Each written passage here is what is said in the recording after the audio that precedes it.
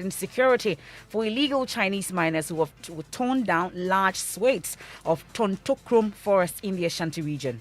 So there would be the need for us to actually visit the location to establish whether that particular location under question, that is the Mansu Tontokrom, is within the 35 square kilometer concession. We've got details including a clash with the anti-Galamsey task force and an attack on the Joy News crew. We'll also hear from the EPA, which is yet to establish the license of the mining firm Heritage Imperial Limited.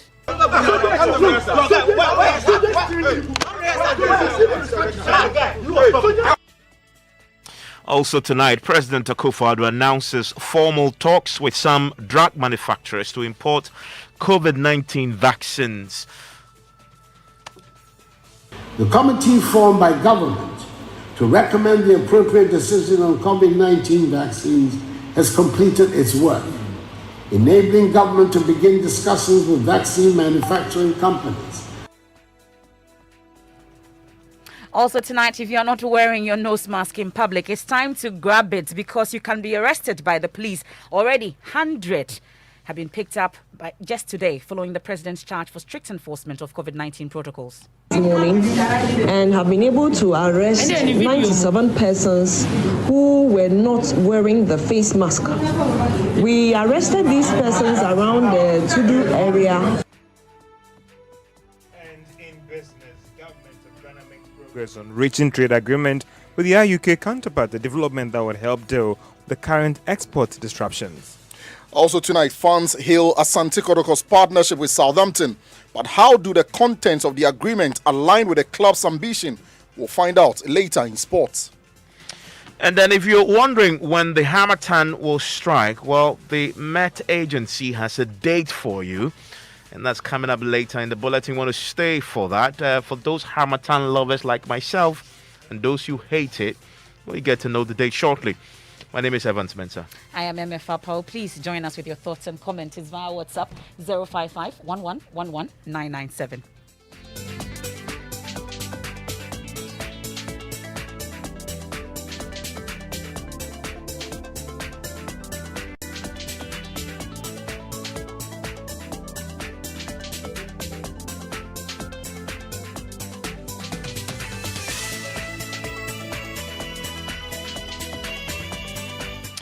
And we start from Parliament, where the Committee on Selection, which is chaired by the Speaker, Aban Babing, has concluded discussions on the membership of the Appointments Committee, which is expected to vet Akufo-Addo's nominees. Now, the committee also established the membership of the Business Committee.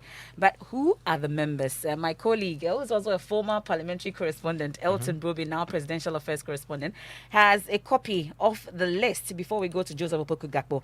So, Elton, what do you have? Who are the members of these committees? Let's start with the Appointments Committee, or which one are you starting with? Okay, so Emefa, we can start with the Business Committee, but because if you look at the hierarchy, the Business Committee comes on top of all other committees. And this is the committee that will decide how they will deal with government business on the floor. So they usually will meet every Friday, will consider government business before them. And then the majority leader will go to the floor and tell Parliament that in the coming week, these are the businesses that Parliament will deal with coming from government. So the Business Committee is perhaps the most important committee in Parliament. And we have Oseche Mensah as the chairperson of the Business Committee. The other members are Alexander Fenyomakin, the vice chairperson, Frank Anodompre, who is the majority whip, Lydia Seram Al-Hassan, a member, Moses Enim, Mavis Howard Kumsin, also a member, Alex Tete Domobia, a member, Joseph Kujo, also a member, Mavis Nkansa Bwedu, Habib Idrisu. So these are the members representing the MPP Majority Caucus on the Business Committee. The ranking member on the Business Committee is Haruna Idrisu, the minority leader.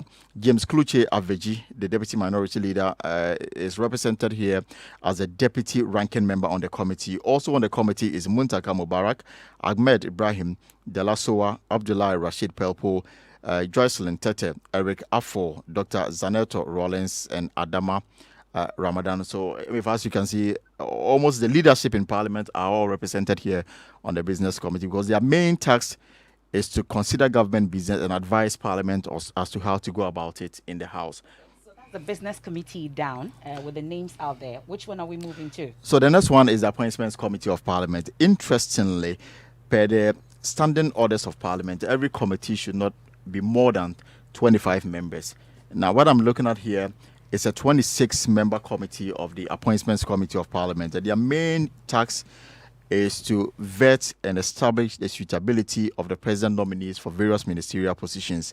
So the Appointments Committee, constitutionally or per the Standing Orders Committee, is always chaired by the first Deputy Speaker of Parliament, and he is again represented here as chairman of the Appointments Committee, Joe Osewusu. The vice chair is Alexander Afenyo-Markin, the Deputy Majority Leader. Other members on the Appointment Committee are John Intim-Fojo, Frank Anadompre, Patrick Yabuama, Matthew Opoku-Prempeh, Dr. Henry Korte, Brian Champon, Esla Owusu, Patricia Piaget, Osei Bonsu Amadas Obiamo, Alhassan Tampoli Sulemana, John Kuma. So these are the members of the MPP caucus on the Appointment Committee. They are 13 in all. Now, the ranking member here is the minority leader, in this case, Haruna Idrisu. And the other members on the Appointment Committee from the NDC side is Muntaka Mubarak, Mahama Yariga, Samsinahi, Eric Opoku, Elizabeth Ofosuajari, James Agalga, Edwin Neil Ante Vanderpoy, Samuel Ablakwa, Alhassan Suhini, Francis Xavier Sosu, Zuwera Mohammed Ibrahim, and Gisela Tete Abutui. To note about that, Elting, is that this is split equally. Right. Between both the NDC side and the MPP side. So you have 13 members from the MPP side and you have 13 members from the NDC side. Now, the question to explore, Elting, and which you experience in Parliament, maybe you could help us on this. If it comes down to sometimes the committee itself in recommendation to the plenary, we'll have to at least vote sometime soon. Right. If it comes down to that, and it goes down to 13-13, I wonder what that means for the nominees consideration by the plenary. So if at the end of their consideration they are unable to reach a decision on the nominee, it will be captured in their report. So it will advise the plenary on the outcome of their committee's report. Okay, so even if the committee decides that these persons, after vetting, should be allowed to go through, it will still be the responsibility of the plenary to approve of the committee's report. So beyond their recommendations, eventually the matter will come before the plenary for them to take a decision on the recommendation of the Appointment Committee. Now, my difficulty here is that per the Standing Orders of Parliament, a committee is not supposed to be more than 25 members. Now, we are seeing 26, which means that in the case of, for example, the Supreme Court, where you cannot put an equal number on the bench or on the panel, now we are seeing 13-13, meaning that if both parties decide to take a entrenched position, we are likely to see a situation where we may have a decision of the majority or the minority. That will be a matter that the plenary will have to take a final decision on it. That may see a voting on the nominees. I mean, I see a situation clearly in this where names come before the plenary and it's also going out to a secret vote to either confirm the president's nomination or reject it. And it's going to be very, very interesting. And I guess there's a reason why the names that are coming forward, and it's also very possible that some of the MPP names may themselves be appointed. Yeah. As they have ministers. As ministers, yes. And they don't have a vote. Remember that they can vote for themselves, we've seen this situation before. When the committee vetted Boacha Jakon for the position of energy minister, remember there were issues about some allegations of bribe and all that issue. The committee had an issue presenting their report to the plenary for a decision. Eventually, it was the plenary that took a decision to approve of the nominee of Boacha Jakon as the energy minister. And looking at the numbers now, I'm anticipating similar scenario playing out. But there's an important conclusion there, and this document is signed both by Right Honourable Alban Sumani Babwing and Honourable Speaker Chairperson, and I see the Deputy Clerk, right? And it supposes that both sides agree. Yep. But you see the conclusion. So the committee respectfully recommends to the House to adopt this report and approve the membership of the Business and Appointments Committee as composed based on the approved ratio of 138-137, subject to the recommendations made. Right. So what this means is that the document we have now is not a final document. It may change because there's a recommendation that is before the plenary to take a decision on it. And this report recognized the fact that when the committee on selection met, they agreed on a ratio of 138 to 187, meaning that should have reflected in the composition of the appointment committee. That's why I'm saying that this is the first time I'm seeing a 26-member committee on any committee in Parliament. Usually it's 25, so that you have the situation where there's no tie, there's no so tie. to speak. But the way we are seeing this, if it comes to voting and there is disagreement over the nominee, we are likely to see 13-13. Well, thank you very much, Elton Brobe, for this. But let's go to Parliament now. Earlier, there was a 1-hour suspension of sittings, and then the House has just resumed, and parliamentary correspondent Joseph Okugakpo is there for us. So, Joseph, they are considering this list assigned by the Speaker of Parliament on behalf of the Selection Committee. But it appears that the NPP caucus in Parliament are already raising concerns about the composition of the Appointments Committee in particular. Tell us more. And so Alexander Fanyo-Markins, who is the deputy leader on the NPP side, read the standing orders of Parliament a while ago. Specifically, he referenced Order 172 as is contained in the standing orders of Parliament. And let me quote that. It says, there shall be a committee to be known as the Appointment Committee, composed of the first Deputy Speaker as chairman and not more than 25 other members, bringing it to the 26 that we're seeing now, with the NDC having 13 and the MPP having 13.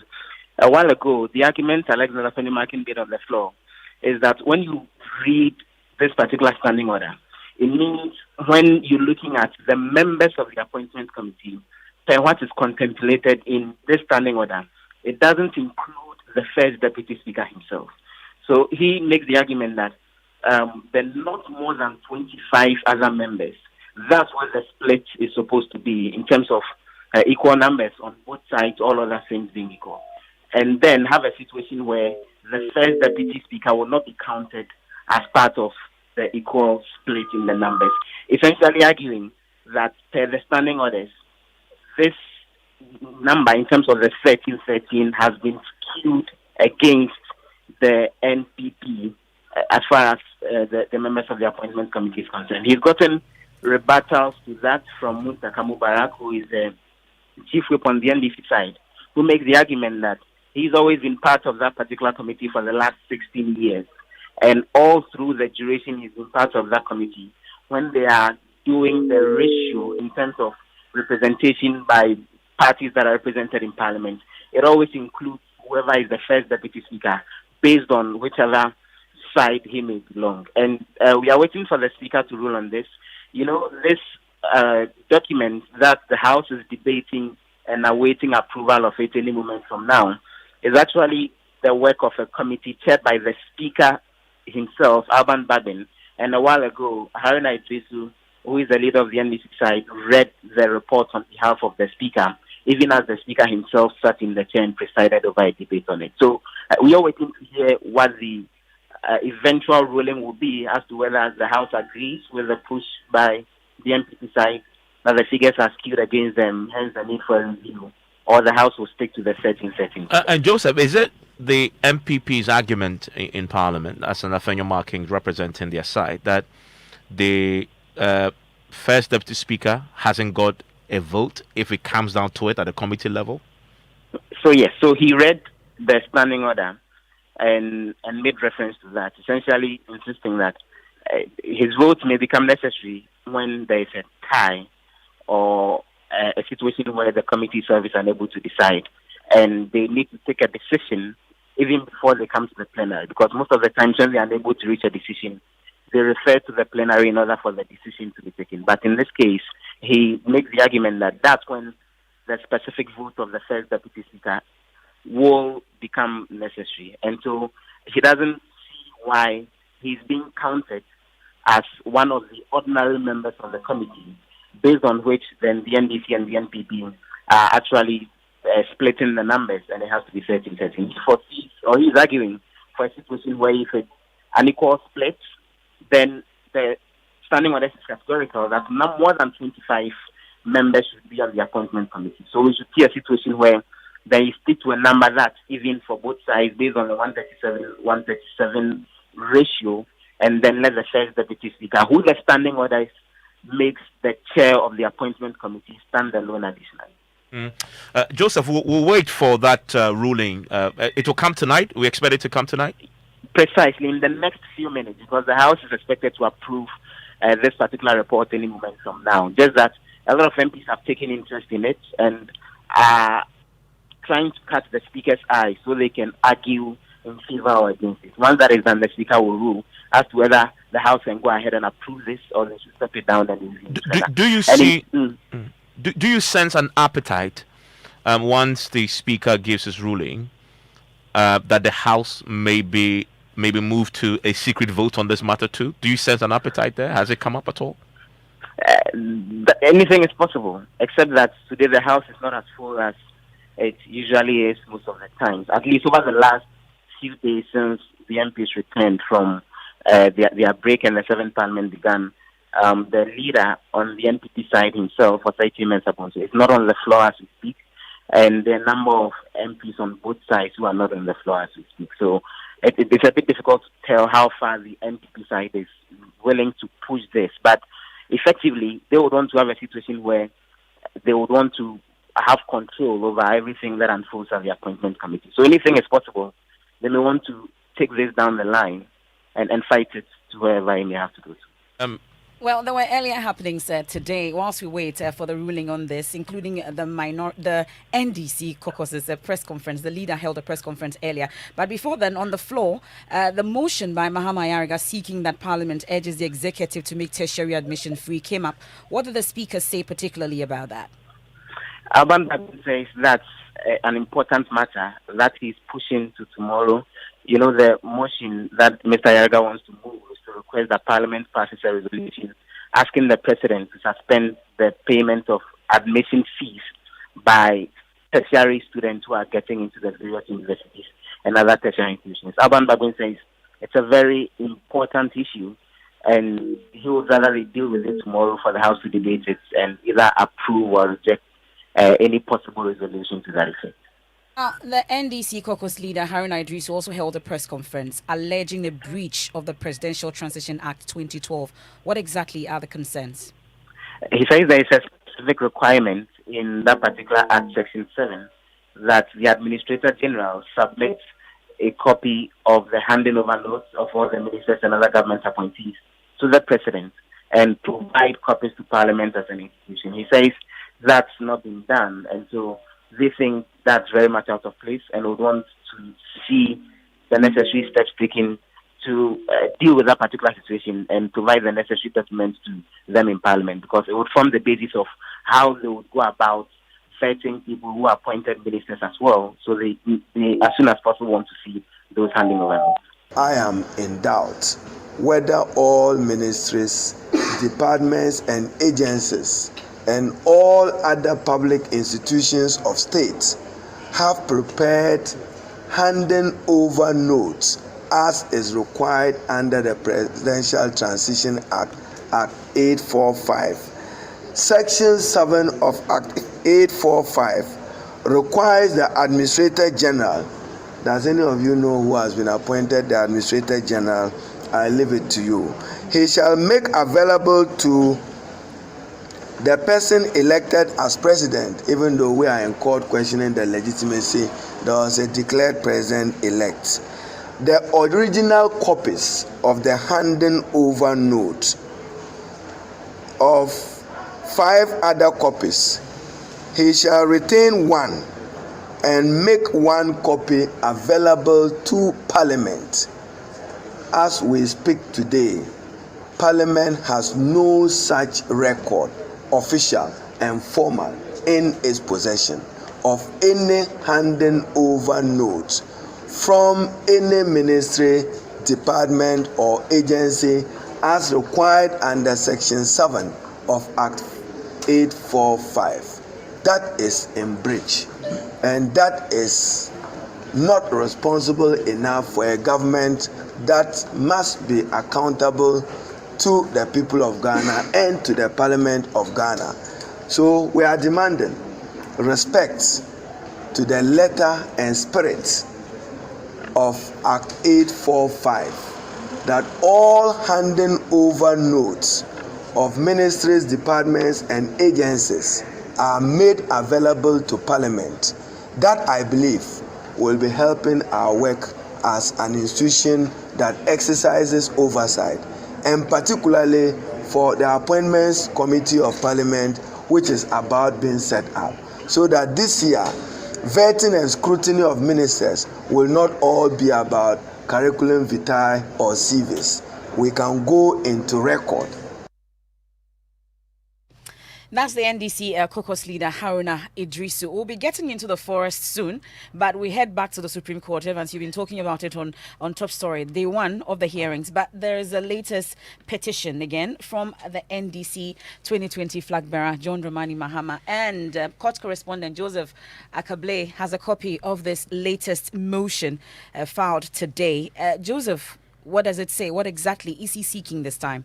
It's a request to inspect documents, and portions of it reads that the petitioner in this action requires the EC to, within 3 days of the service of this notice, produce the following documents for inspection by petitioner or his counsel, and to permit petitioner or his counsel to make copies of same. And so the documents are listed in this particular motion. One is the originals of the constituency presidential election results collation form for all constituencies in Ghana. The second is the originals of the constituency presidential election results for all constituencies in Ghana. The third document they are asking for is the originals of the regional presidential election results collation forms for all regions in Ghana. The fourth being the originals of the presidential election results summary sheets for all regions in Ghana. The original of the declaration of the presidential results Form 13, and finally the records of the alleged update to the purported declaration of presidential results on 9 December 2020 of the results of 4 constituencies in the Greater Accra region. And this is signed by Tony Letha. He's a lawyer for Mr. Mahama. And so they are asking that they should be allowed to inspect these documents and also make copies of them.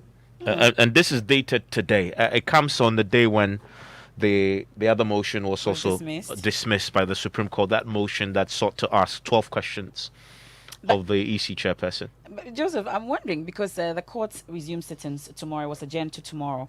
What then happens with this latest motion? Do we know how it will play out?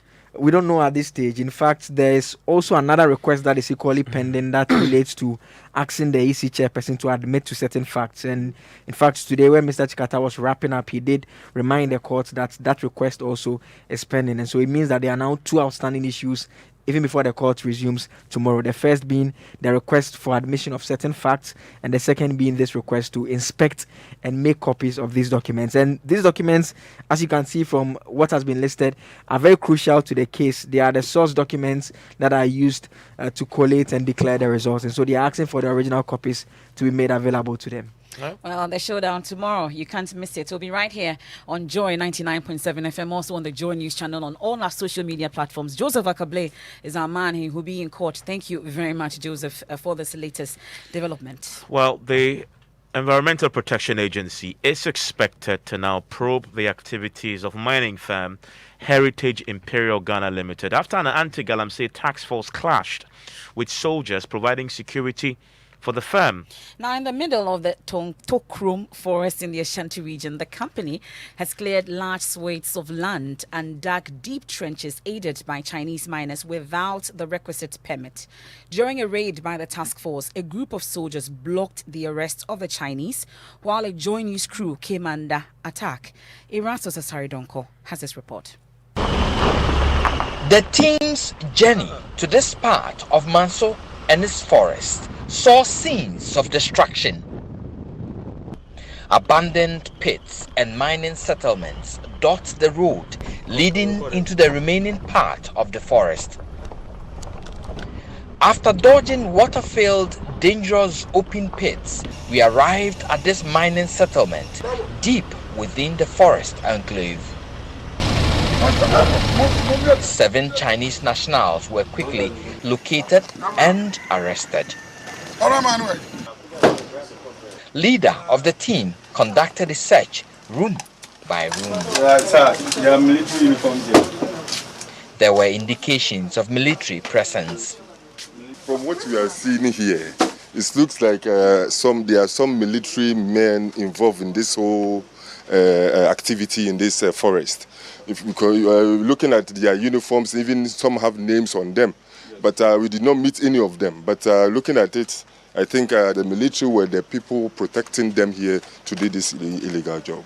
Okay, so what are we doing with the uniforms? First of all, we need to retrieve them and then ascertain as to who sanctioned their duties here.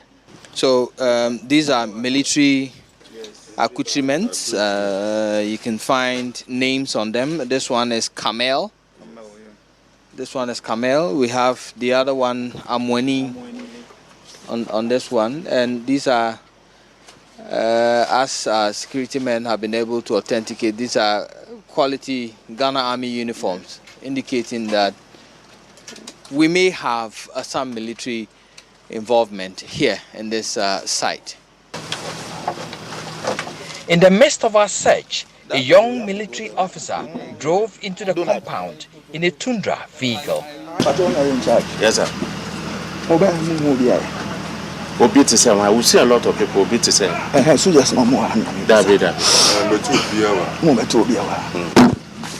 He started making some calls to his superiors.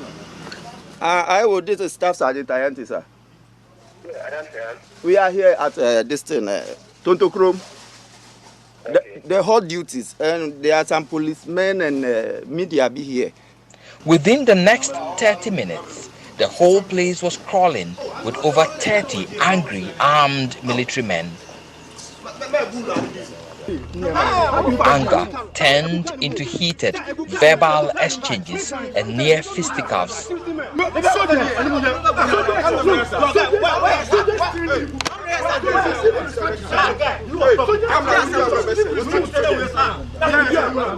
A group of physically built men with known faces from the Delta Force group also joined them. The Chinese were released. Our news team was prevented from filming anything from this time onwards as they overpowered the task force and took over. Please stop what you're doing! Stop what you're doing! Things got physical as the macho men assaulted my driver, forcibly took the keys to our vehicle and struggled with a camera technician for the camera. Under the watch of the military men, they broke our windscreen and side mirrors. Owner of the site, Donald Ntua, ordered the military to delete all footages from our camera and our personal phones. But we managed to retrieve items from our formatted card. It took the intervention of the Ministry of Environment and the Military High Command to get us released. The Minister for Environment told our news team, quote, Heritage Imperial only has a prospecting license and so it is mining illegally in the forest. He is supposed to be drilling, testing samples to be presented in the process of getting a mining permit. But Donald told our news team he has all the documents giving him full access to mine in the forest. But in all this, the best judge is the environment, which lies unclaimed with huge gullies and pits. Reporting for Joy News, Erastus Asaredonko, Kumasi. He joins us live, but before then, the mining firm claims it has permits to do business in the forest. But Deputy Director with the Mining Department of the EPA, Haron Harrison Affle, says the permit is for prospecting and not for mining. We'll hear that. But Erastus, let me first find out from you. First, I'm interested in the attack on you and the crew. Where were the policemen that were with you when this attack on your vehicle and the crew occurred? They were totally overpowered. In fact, we were outnumbered. More than 30 armed military men with all the accoutrements. They have the bulletproof vests, everything. And they were there. They surrounded us and took our vehicle's keys and said nobody was moving out of the environment. So they were totally powerless, standing there and watching us. Interesting. But I hope you and the crew members are all doing well and you're safe. Yes, it was my driver who received the beating from members of the Delta Force, known Delta Force faces who were there. But he's okay now. But how serious a situation did you face in terms of the illegal mining activities at the Tontokrom forest? In fact, if I should give you a description, we took some drone shots and you can see hundreds of miles of wasteland, which used to be a virgin forest. And the drone could go for minutes in the air, showing you huge gullies and mud-filled ponds in what used to be over about 500 acres of forest land with trees standing. That's the devastation we're talking about. Erastus, sorry, don't call. Well, let's speak to the EPA now. Thank you very much. Well, you want to ask him something? Okay. So, Okay. the Deputy Director of the Mining Department of the EPA, Haron Harrison, Afol, is on the line with us. Mr. Harrison, thank you for your time here on Newsnight. You will. I wonder if you have managed to establish how the military got to give protection to this particular mining firm in the first place. No, good evening to your listeners. This particular question, I think that is not within our jurisdiction. Ours has to do with the issues bordering on the environment. So if you could direct your questions along that line, I'll be very much grateful. I only ask because the operators claim that they have the requisite documents and permits to be there, and if they did so, then it will legitimize the protection that they had. I mean, did they indeed have the documents to do what they were doing, as your men found? The company in question, which is a Heritage Imperial Company Limited, was issued with a prospecting permit in 2019 for a 2-year period. So from the EPA standpoint, the permit that they have is to undertake prospecting and not to mine. And even that one, permits are site-specific. So the permit that we issued to the company was for a location called Odahu, which is within the Amancia West and Amancia Central district in the Ashanti region. And the specific forest reserve is the Apawu Forest Reserve. So as to Tontokrom Forest Reserve, we don't have any documentation from our end in that regard. So are you surprised then to find that, yes, one, they are operating, but two, they're not just operating, they're operating with state security protection? That is surprising to all of us. And it needs to be investigated. How is the EPA handling this then? Actually, this was just brought to our notice today. So during the course of the week, we will really have a look at it. And if possible, also give a press release to that effect. You say look at it. What does your own internal processes, regulations allow you to do in terms of probing it, investigating, trying to get clarity on this? What does it allow to do? We would have to visit the site. That is the initial step. How soon do you intend to do so? By close of week. Close of week? Yes. Okay. Well, we are grateful for your time. That's Haron Harrison Afo. He's a Deputy Director at the Mining Department of the Environmental Protection Agency. And the man that has been leading this for some time now, the Media Coalition Against Illegal Mining, Mr. Ken Ashibe, joins us for a quick reaction on this as well.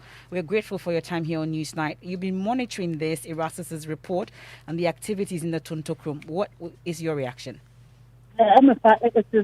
It is sad to say the least that even after the president called for a conversation, on this illegal mining, we still have state access to providing protection for people engaged in an illegal. This will not even happen in a lawless country. This is way below that. It is so disheartening. And you look at it and the extent of damage that has been done. So where are the intelligence officers within that community? So that all those damage was done. We've never EPA talk. I think the other people we really would want to hear them as the Minerals Commission. Where are their mining inspectors? Such that, these people could actually engage in such crass irresponsibility and illegality, and it goes unchecked. And they have the effrontery to release people who have been rightfully arrested. We want to ask the military high command, 30 troops definitely would need authorization from the very top. What were they doing there? What is their mandate? And how come they are supervising a group of people who are operating illegally? It's a question we want to ask. The ministry, what are the ministry doing? The Forestry Commission, they can't tell us that a forest reserve and all of this is happening and nothing has happened to it. Definitely, as a coalition, we would be writing to the NMC for a start. For the military to have assaulted a journalist, attempted to delete, their videos, destroying vehicles, something has to happen to that. Definitely the media protection we need to deal with. But we definitely need to pick up this thing of the destruction of our environment. It is an essential threat. And we think that this is an opportunity for the president to actually come out and let us deal with this thing, with the call that he made. This is the time for this to be done. Everybody has to be punished. This Mr. Donald Echia definitely by now should be in hell. He should be, the IGP should start an investigation into this illegality. And definitely we need to push for prosecution. I remember that as a coalition, we met with one of the Supreme Court judges, and one of the advice he gave was that some of these arrests, when they happen, the cases should be brought to Accra. We will urge that the prosecution of this case should be brought to Accra. And so that all of us will follow it and make sure that we don't only deal with the Ghanaian people and the pets who are arrested, but people like Donald Echia and also the Chinese, these 6 Chinese who are arrested. We need to know their status. They have to be rearrested immediately. We need to ask the immigration authority, what permits did they have? Were they supposed to be in those particular places? That is the question that we need to ask. Okay. And definitely for EPA to have said that they do not have an EPA license, that is an establishment of an infringement of the rules. And we definitely need to ensure that the regulations of the EPA Act, fortunately for you and I, the Minerals and Mining Act, the NPP government in the last parliament amended it, and the punishment are now severe. We should be calling these 6 Chinese people, Donald Echia, and everybody who is involved in it, be sanctioned and the severest punishment be given to them, so that they should be jailed, they should be fined with the maximum, so that it will serve as a deterrent to others. We're grateful for your time. That's the convener of the Media Coalition Against Illegal Mining, Ken Ashigbe there. We've tried reaching the Ghana Armed Forces to verify how come these men were on the ground. Did they get authorization from them? Who commanded them to be there? We are yet to get any response from them. Hopefully, they will issue a statement to that effect. Then we'll know what exactly it is. And we'll be following up on the EPA as well, since they say they'll be going there by the end of the week. They'll give us something concrete on this. But we're still following this particular story. That's not the last of it. But let's do business now with George Wiafe. Hello, George. What's in business? Hi, Emefa. And coming up in business, Bank of Ghana's forward sale of dollars seen as a very important measure in helping stabilize the Ghana city despite forecast of some significant depreciation that is for this year. And the Ghana government makes progress on reaching a new trade agreement with the UK counterpart, a move that would help deal with the current disruptions for the local export from Ghana to that market. The business news on Newsnight is brought to you by MTN Business. Welcome to the new world of business, Kingdom Books and Stationery, your number one stop shop for all your office essentials and Allianz Insurance. 1, 2, 3, 4. Oh, don't worry, Grandpa. There are still 5 ripe and 15 unripe mangoes on the tree. That's my boy. Grandpa, it's still 1.2 kilograms of rice in the container. My boy. And how much credit did I spend last week? Well, you spent 5 CDs on calls, 2 megabytes on data, and you sent 5 SMSs. We are the first network that tells you exactly what you have spent and when you spent it. Dial *156# to access your statement on MTN. We are good together. We day for you everywhere you go.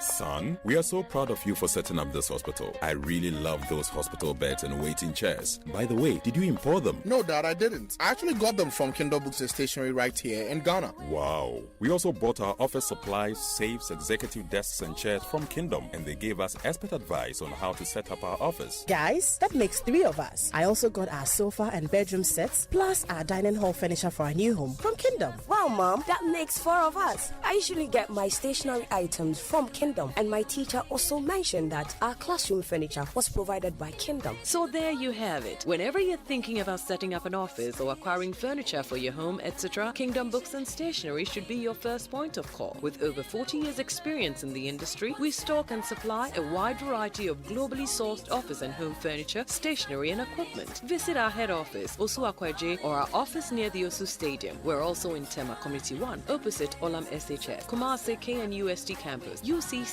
Cape Coast, and now at the Marina Mall, Airport City. Or call us 0302 764101, 764209, or 762792. Visit our website www.kingdomgh.com.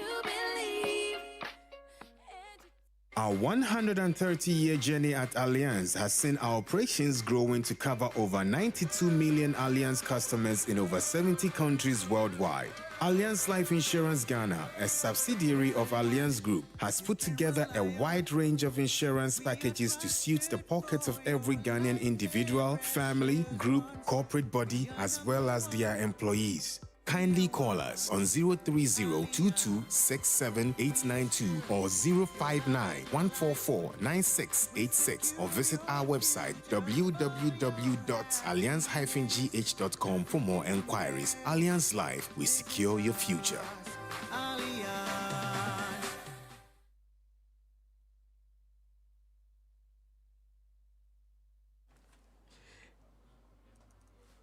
You're welcome back to Business on Newsnight. Now, the Bank of Ghana's forward sale of dollars has been described as a very important measure that could help stabilize the Ghana cedi this year. Now, this is despite warnings that the local currency could hit 6 Ghana cedis, 45 pesos, by the close of this year.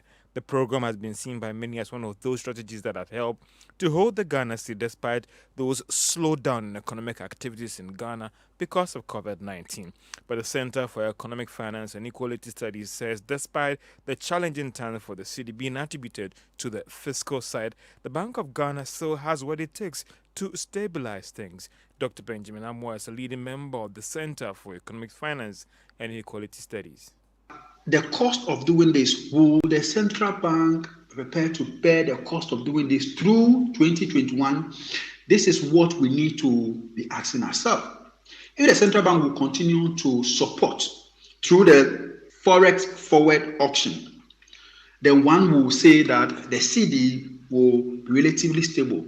On the other hand, if the central bank decides to reduce its involvement in terms of the volume and value of forex that it supplies on the forex market, then we are going to see a turnaround in terms of the stability that the CD has enjoyed, especially in the year 2020. So for now, we will say that the strategy of the Forex forward auction by the Bank of Ghana has contributed in no small way to the stability that we have seen in the Ghana cedi's performance against its trading pair. Let's keep our fingers crossed and let's hope that the central bank will continue to support and to manage the CD in this regard. Dr. Benjamin Amwa is a lecturer and researcher at the Department of Finance at the University of Ghana Business School and a leading member of the Center for Economics and Finance and Equality Studies. Now, government is making some progress on reaching a temporary trade deal with their UK counterparts. Now, this follows the inability of Ghana to secure a new trade deal beginning January this year. This should have gone a long way to deal with some challenges that Ghanaian firms were facing in exporting to the UK market duty-free, quota-free. Now, we understand that if this progress is made, it will go a long way to deal with those export disruptions that are being faced by Ghanaian firms, thereby making their exports uncompetitive in the UK market. Meanwhile, some fruit exporting firms say they are excited by this development that they are hearing from Joy Business. Josh Ponye speaks for fruit exporting firm Golden Exotics. We continue to export to the UK on a weekly basis, albeit in reduced volumes, in order to reduce the impact of paying punitive tariffs. So far, we have paid over £70,000 for the 3 shipments we have made since January 1st, 2021. As I have said elsewhere, we have no choice. We will have to continue to supply our customers at considerable losses. We are, however, hoping the problem will be resolved very soon, so we can get back to doing business as we have always done in the past. George Kwanye speaks for fruit exporting firm Golden Exotics. Now, government will tomorrow kick start the process to raise the first long-dated bond for this year. Government, through the book-building approach, will be issuing a 6-year bond targeting to raise 800 million Ghana cedis. It's planning to do this and ensure that it will invest or actually give about 19% to those who are willing to buy in this bond, that is with respect to interest payments. Now, most market watchers will be looking for it to see whether government will be able to secure the entire amount or face some subscription issues. Now, through its issuance calendar, government is hoping to actually raise a total of 2.6 billion Ghana cedis in fresh government papers, while 19.7 billion Ghana cedis will be debts that have matured that is planning to roll over. Now, labor consultant Austin Game is asking employers to upgrade their management skills to protect jobs from the impact of the second wave of COVID-19. The surge in the pandemic is set to have some serious impact on labor and also in terms of productivity as well. But labor consultant Austin Game says it's very important that management and firms actually reach a compromise with their workers on the way forward. Our management skill might be tripled. The point is that if you take example of our hospitality industries, they are completely in tatters. And therefore, unions, employers, and working people will have to take ownership together and find how best to manage the system and have returns that can survive all of them. Austin Game is a labor consultant, and that's all for business on Newsnight. Back to you, Emefa, Evans, and Kojomin. Thank you very much, for the latest from the world of sports and business. Watch what we have some comments. Yeah, Abuji Philip in case the Supreme Court dismissed JM's interrogation today. We are not afraid of them because it was too arrogant. He says so. President Tuado was oblivious of enforcing COVID protocols of wearing the face mask during campaigning period, and now that they have secured the mandate of the voters, he wants the police to go after them. AU Farouk says, so far, I salute the legal team of the NDC for the maturity in the case being before the before them. We have one from Martin Luther. He says, it seems the motive of the electoral petitioner is born out of malice, not good intentions. The law of karma will definitely visit them, he says. And Sam in Rage says, so after the EPA issues a prospecting license, does it not follow up on the grounds to see if the applicants are acting with the permit? Good question. Now, Yao Intema says, absolutely shocked at the devastation from the illegal mining at Tontokrom. And we'll take a final one from Akachi Fafali. Says Ghana is not safe at all. What are the military doing with a group of people operating illegally in the country? We wait to hear from the military high command and our stakeholders. But there's one from on the cases of COVID. Please, arresting people for not wearing nose masks is a firefighting approach and will not help in solving the problem. People have to be educated properly. This is not to say that the people are not being educated, but as humans, we always do what we are told not to. So intervene in education. So intensive education is very important, he says. Let's do sports now. I'm sure he's talking about our next story, where some 100 people have already been arrested for not wearing the mask following the strict marching orders that was given by the president over the weekend. We have more on that after sports. Hans Mensah, have you been wearing your mask? Hi, Emefa. Definitely. Evans Mensah, you're wearing your mask. I am wearing. In fact, you are the only person in here who is not. Yet you says you're wearing it. I'm protected because you're wearing the mask. So, are you kidding me? Good. You've been away for a while, Evans. While you've been away, Manchester United are top of the table. You've gone to Anfield and grabbed the point. You're still top of the table, even though we know that Manchester City could get ahead of you. Okay. Are you suggesting that I should go away more? So United, because I know you're a United supporter yourself. Maybe. Now that you mentioned it, I've got some outstanding leave from last year. Maybe I'll talk to HR and then see if we can hand it over wish. to you. Now that we know your intentions, we will not approve it. What's the sport? So English Premier League side Southampton announced a partnership agreement with Ghanaian giant Asante Kotoko earlier today. The partnership will include academy staff exchange visits between the two clubs, as well as opportunities for Kotoko's young players to attend annual UK player development camps and experience the Southampton Academy methodology firsthand when travel corridors open up. Love FM's Kelvin Oswansa says the agreement is in line with Kotoko's medium to long-term ambitions. It clearly gives an indication that they would be much more focused on building the academy and then getting the youth development policy into a very vibrant one. They know that they would still be maintaining their prominence when it comes to being one of the giants in Ghana and Africa. That would be just for the immediate term, but for the long term, which was made clear when the new management was announced by the CEO, Nana Alfonso, they just want to have a very good focus on that academy vis-a-vis getting us to win a lot of laurels locally and perform to the highest point in Africa. A lot was asked about Nana Alfonso with regards to just building the academy and having too much focus, but he made it very clear that they are going to run both policies along the line and wouldn't want to swap becoming a giant in Africa with just producing talent. So that was Love FM's Kelvin Owusu-Ansah, and in the English Premier League, Chelsea will be in search of a second consecutive win as they travel away to face Leicester later tonight at 8:15 p.m. That's your sport. Thank you very much, Hans Mensah Ando. Well, let's talk COVID-related matters. And President Akufo-Addo has announced that government has begun talks with some drug manufacturers to import COVID-19 vaccines into the country. Now, he says the details of the discussion will be announced in due course. Ghana's case count is nearing 2,000 active cases with 352 deaths. The president has been addressing the 72nd annual New Year School at the University of Ghana. Today, all students in the country's educational structure are back in school, with some doing so after a 10-month break. And government is determined to ensure their safety whilst in school.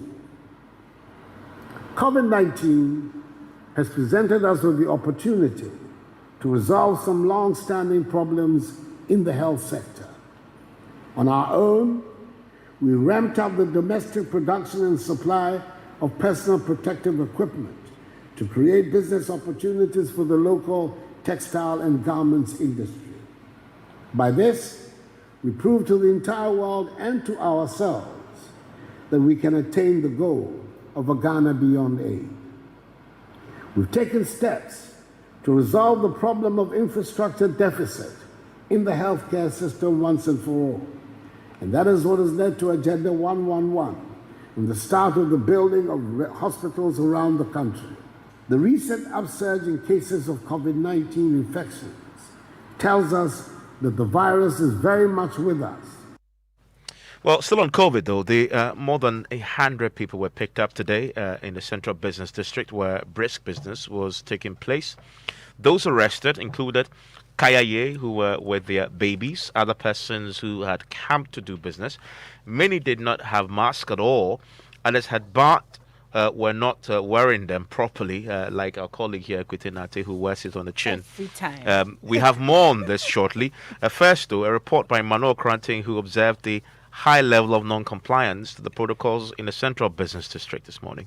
Well, it's almost 48 hours after the president gave an indication that he had ordered the Inspector General of Police, James Opong-Buenu, to deploy men, and uniformed men and women into the streets across the country to enforce the compliance of COVID-19 protocols, key amongst which are the wearing of face masks, the use of hand sanitizers, and some of the other hygiene regimen.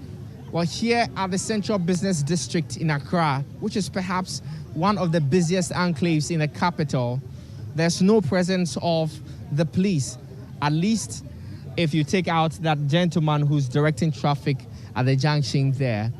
Well, he's directing traffic and not enforcing COVID-19 protocols.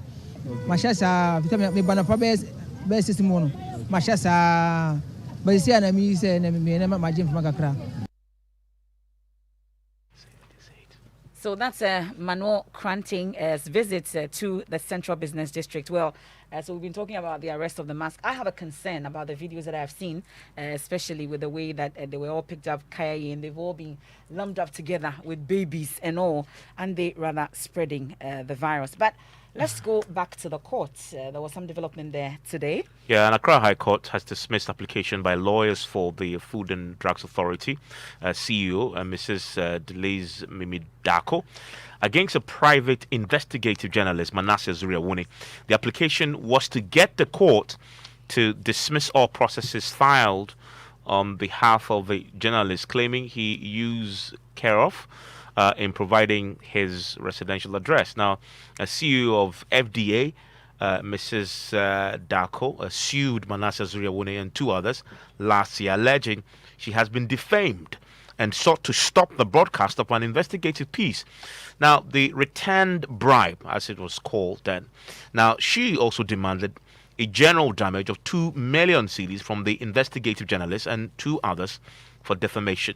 Her lawyers wanted the court to dismiss all processes so far filed on behalf of Ms. Awuni, but that application was thrown out today.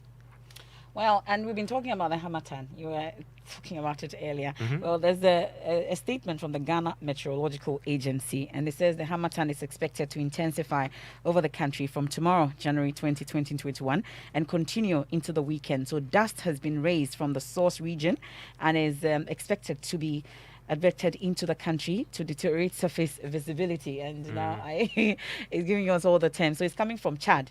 So essentially, from tomorrow, we'll start seeing the Hamatan? Yeah. Oh, I love Hamatan. So welcome, Hamatan. Welcome it. It's coming. And that's it for tonight's edition of Newsnight. And I am Emefa Apawu. My name is Evans. Mensah G Squad is up next. And Spiky is here. What are we talking about? We're talking about our privacy. You know, we spoke about WhatsApp and all that privacy policy they were bringing, the updates. Mm-hmm. And today we're bringing more. We're talking about all the other apps. I thought there's an extension. Is that true? Yeah, they've rescinded that decision for a while. Okay. So we'll talk about it. Evans needs that. We'll wait for the Geek Squad. Thank you.